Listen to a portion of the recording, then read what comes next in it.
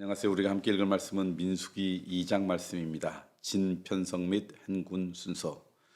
여호와께서 모세와 아론에게 말씀하여 이르시되 이스라엘 자손은 각각 자기의 진영의 군기와 자기의 조상의 가문의 기호 곁에 진을 치되 회막을 향하여 사방으로 치라. 동방 해에 돋는 쪽에 진칠 자는 그 진영별로 유다의 진영의 군기에 속한 자라. 유다 자손의 지휘관은 암미나답의 아들 나손이요 그의 군대로 계수된 자가 74,600명이며 그 곁에 진칠자는 이사갈 지파라. 이사갈 자손의 지휘관은 수알의 아들 느다넬이요 그의 군대로 계수된 자가 54,400명이라. 그리고 스불론 지파라. 스불론 자손의 지휘관은 헬론의 아들 엘리압이요 그의 군대로 계수된 자가 57,400명이니 유다 진영에 속한 군대로 계수된 군인의 총계는 186,400명이라. 그들은 제1대로 행진할지니라. 남쪽에는 루벤 군대 진영의 군기가 있을 것이라. 루벤 자손의 지휘관은 스데 울의 아들 엘리술이요 그의 군대로 계수된 자가 46,500명이며 그 곁에 진칠 자는 시므온 지파라. 시므온 자손의 지휘관은 수리삿대의 아들 술루미엘이요 그의 군대로 계수된 자가 59,300명이며 또 갓 지파라. 갓 자손의 지휘관은 루울의 아들 엘리아삽이요 그의 군대로 계수된 자가 45,650명이니 루벤 진영에 속하여 계수된 군인의 총계는 151,450명이라. 그들은 제2대로 행진할지니라. 그 다음에 회막이 레인의 진영과 함께 모든 진영의 중앙에 있어 행진하되 그들의 진친 순서대로 각 사람은 자기의 위치에서 자기들의 길을 따라 앞으로 행진할지니라. 서쪽에는 에브라임의 군대의 진영의 군기가 있을 것이라. 에브라임 자손의 지휘관은 암미우스의 아들 엘리사마요 그의 군대로 계수된 자가 45,500명이며 그 곁에는 므낫세 지파가 있을 것이라. 므낫세 자손의 지휘관은 부다술의 아들 가말리엘이요 그의 군대로 계수된 자가 32,200명이며 또 베냐민 지파라. 베냐민의 자손의 지휘관은 기드오니의 아들 아비단이요 그의 군대로 계수된 자가 35,400명이니 에브라임 진영에 속하여 계수된 군인의 총계는 181,100명이라. 그들은 제3대로 행진할지니라. 북쪽에는 단 군대 진영의 군기가 있을 것이라. 단 자손의 지휘관은 암미사대의 아들 아히에셀이요 그의 군대로 계수된 자가 62,700명이며 그 곁에 진칠 자는 아셀 지파라. 아셀 자손의 지휘관은 오그란의 아들 바기엘이요 그의 군대대로 계수된 자가 41,500명이며 또 납달리 지파라. 납달리 자손의 지휘관은 에난의 아들 아히라요 그의 군대로 계수된 자가 53,400명이니 단의 진영에 속하여 계수함을 받은 군인의 총계는 157,600명이라. 그들은 길을 따라 후대로 행진할지니라 하시니라.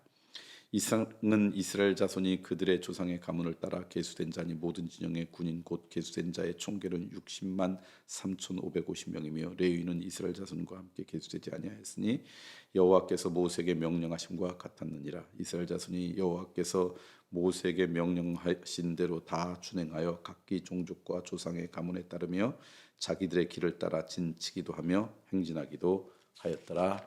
아멘. 오늘 말씀 민수기 2장 말씀인데요. 참 대단하죠. 그 수천 년 전에 단순히 사람만 계수한 게 아니라 20세 이상의 남성들 가운데 싸움할 수 있는 사람이 몇 명인지 그 사람들 숫자만 센 게 아니라 어떻게 진을 편성하고 행군 순서가 무엇인지도 다 결정이 됐어요. 순서가. 이걸 볼 때 하나님은 질서를 참 존중하시는 분이구나. 왜냐하면 흑암과 혼돈과 공허가 있을 때 말씀으로 질서를 창조하셨잖아요.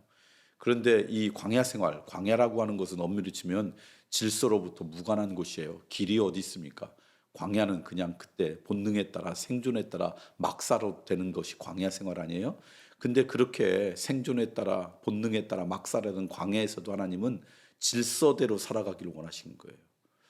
기억하십시오. 하나님은 질서대로 살아가는 걸 원하시는 거죠. 하루 또 우리에게 주어진 시간, 우리에게 주는 재능, 우리에게 주어진 에너지 이런 것들을 질서 있게 잘 살아가는 것, 이게 하나님께서 우리에게 원하시는 삶이라는 것. 그냥 광야처럼 무질서하게 우리의 본능대로 살아가는 인생 되지 않으면 참 좋겠다. 오늘 말씀을 통해 저는 그런 깨달음을 얻습니다. 두 번째, 그렇게 행진을 쭉 하는데 가장 중앙에 뭐가 있는가?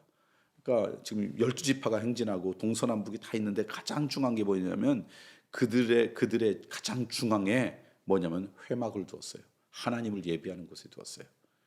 아까 말씀드린 좀 광야니까 뭐 이렇게 길이 있는 것도 아니잖아요. 그러니까 마음대로 할 수 있는데 그러나 그들이 그렇게 이 행진하는 순서 가운데 가장 중앙에 하나님을 만나는 장소, 하나님을 예배하는 장소를 두었다.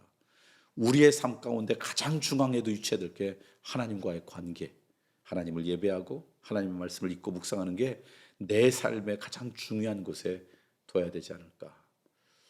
오뚜기라 그러나요? 아무리 넘어뜨려도 일어나죠. 무게중심이 잘 잡혀 있어서 그렇죠.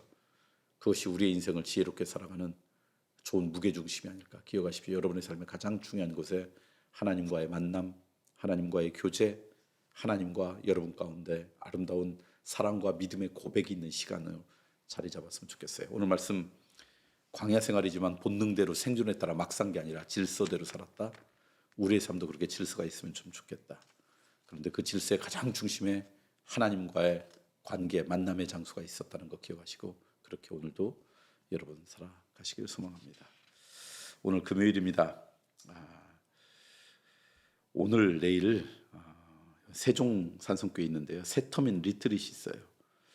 근데 뭐 세터민을 섬기는 사역을 우리가 많이 하니까 그냥 그러려니 생각했는데 이게 좀 특별한 게 세터민들이 그러니까 북한에서 오신 분들이 감사한 마음으로 이제 그동안 우리가 그분들을 도와주는 여러 사역팀들이 있잖아요. 예를 들면 밑반찬 사역팀도 만들어서 우리 교우들 가운데 장기 환자들도 돕고 세터민들도 돕고 그러거든요. 반찬을 배달해주고 세터민을 사역하는 분들을 세터민들이 초청해서 식사를 좀 대접하고 싶다. 우리가 이렇게 도움만 받아서는 안 되겠다.